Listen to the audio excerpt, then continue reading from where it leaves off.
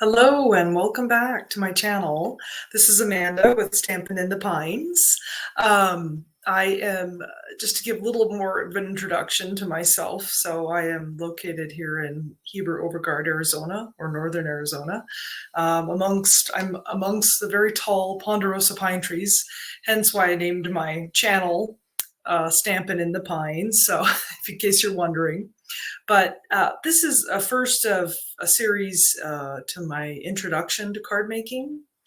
And I use YouTube and Pinterest extensively in assisting with my card making.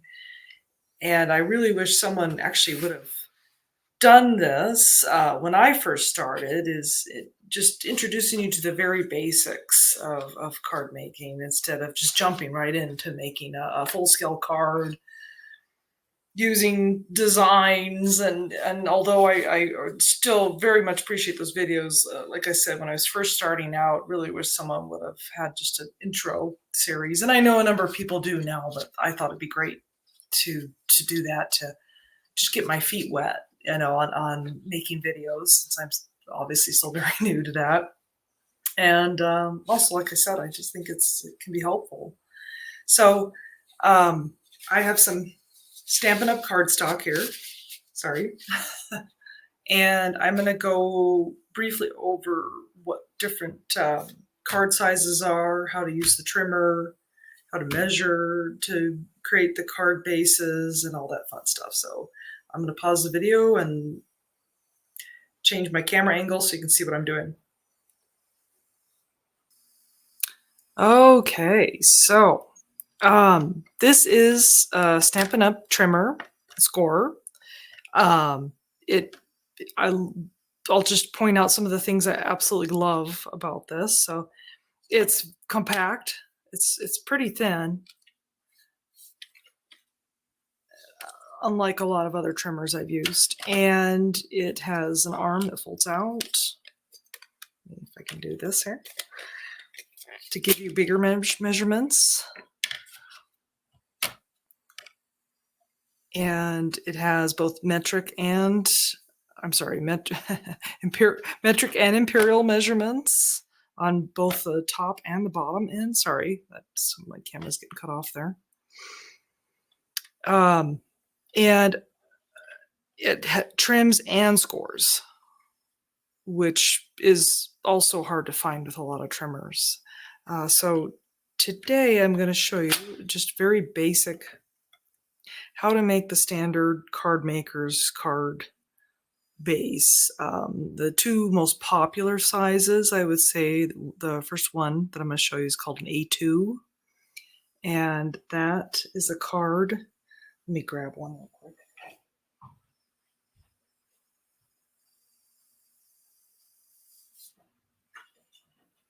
It's a card that measures, it's a little smaller than your standard, let's say, Hallmark card, but it measures 4 1/4 or 4 1/4 by 5 1/2. So that's the folded base. Unfolded, it measures 5 1/2. Now this is a standard way to fold it. There's actually 2 different ways to fold. And then you have, this is 8 1/2. And to make that, you fold that directly in half at the 4 1/4 mark to get your A2 size. But I will show you how to trim and score that to make that. So I have a piece of cardstock, standard US letter size, 8 1/2 by 11. And to make this standard fold card, I'm going to turn it to where the long side is at my top, 11 inches, right? And I'm just gonna take that and I'm gonna look, hopefully you can see this here. Bring a little closer. Maybe even a little more close.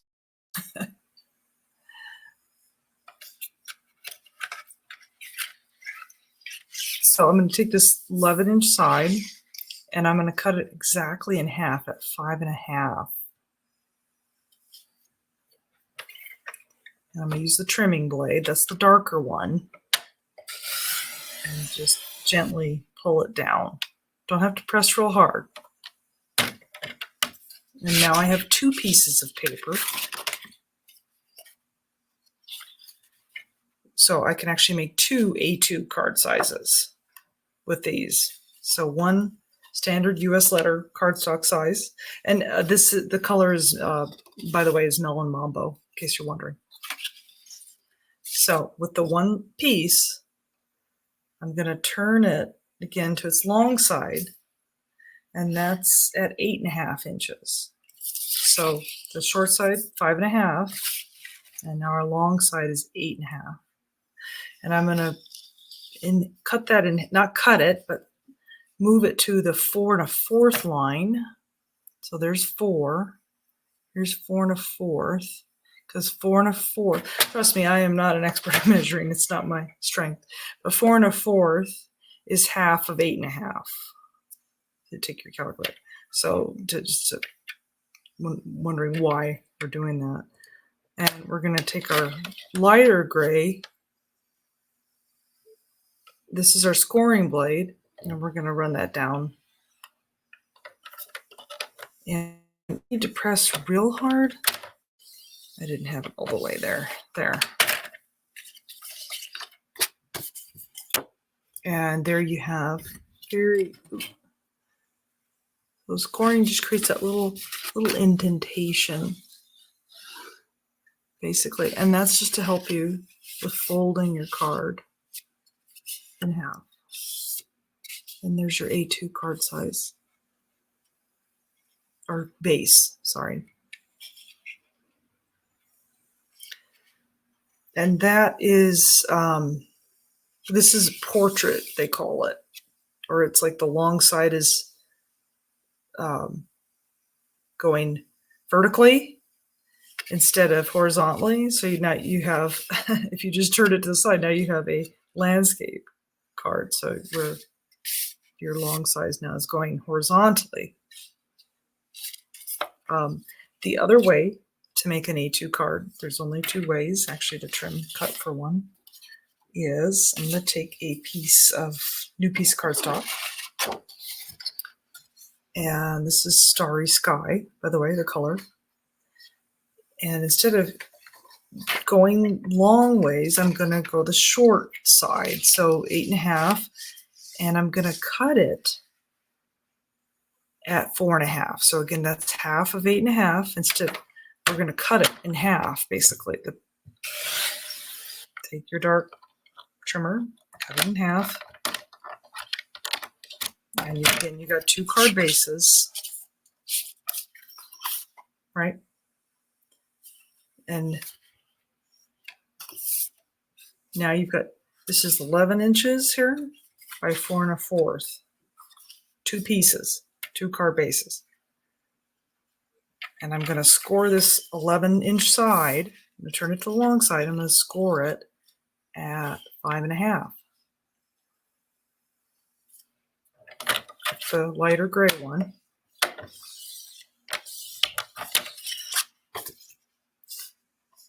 And there's my A2 size.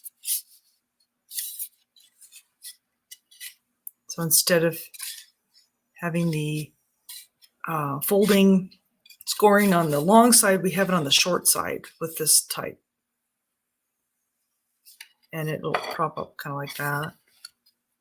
But you could have the card where it's what do you say, design is like this, or you can turn it to the side and the person would be able to open it like that. So there are your 2 types of A2. One's got the scoring on the side, the long side. The other one is opening like this. So just general preference. In the beginning, I started doing this type a lot more. It just seemed easier to make to me for some reason. But now I do both, but I actually gravitating towards this a little. I guess it's more of the standard greeting card look. So now we'll go on to the other most popular card size, which is an A7. So this is your typical Hallmark card size. This is 5 by 7 inches. I think the main reason that card makers don't do this size is because it takes a whole piece of cardstock just to make one card base, whereas A2, you make 2 card bases out of one piece of card. So it's, you know, I guess I would reserve, I make A7s, not really often, but, you know, maybe for a special occasion, for someone special. So for the most part, I do A2. So here I've got a piece of, this is Balmy Blue, very popular new color with Stampin' Up.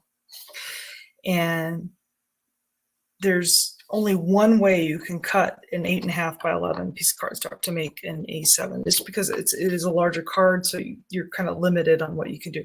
If you had a piece of 12 by 12, there's probably more options to make your base. But for this, I'm going to take the short side, the 8.5 side, and I'm going to cut it at 7 inches.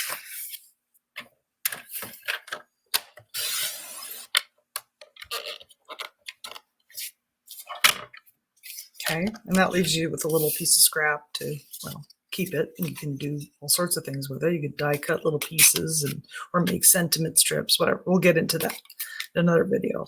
So now I have a 7-inch piece by 11. And remember, the card size for an A7 is 5 by 7. So we need it to be 5. We need to fold this in half. Actually, we can trim off a little bit more. So here we got our 11-inch piece. We're going to trim this to 10 because we want it to be 5 by 7. So 10 divided by 2 is 5. I'm going to trim another little piece off.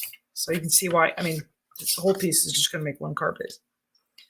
Now I've got a 10 by 7 piece. I just trimmed off an inch.